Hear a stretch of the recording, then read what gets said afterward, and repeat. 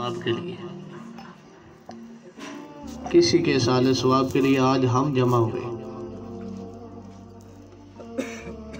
और हमें ये बात ज़हन नशीन करनी चाहिए कि कल हमारा भी वक्त आएगा।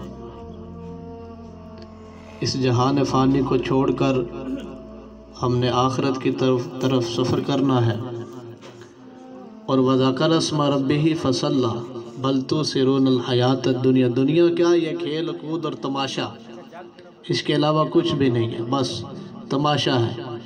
मौजूदा ये साल जा रहा है 2023 और 100 साल आगे जाएं 2123, बल्कि 100 साल पहले पीछे जाएं 1923। 1923 में हमारे जो अजीज़ व अक़रबा थे, बड़े बूढ़े पीछे जो चले गए, बंदा यहाँ से बता सकता है कि हमें उनका पता है? 100 साल पीछे या 200 साल पीछे जाएं, उनकी कब्रों का पता है किसी को? उनके हालात वाक़यात का किसी को पता है? तो 100 साल आगे चले जाएं, हमारा किसको पता होगा?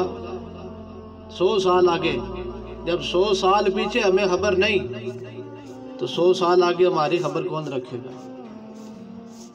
तो हाज़रीन मोहतरम बरादरान इस्लाम, अपनी अंधेरी कब्र को रोशन करने का सामान खुद करें, अपने ज़ाहिर बातिन को ठीक करें, अपनी दुनिया को संवारें। ये ज़िंदगी चांद रोज़ा है, यहाँ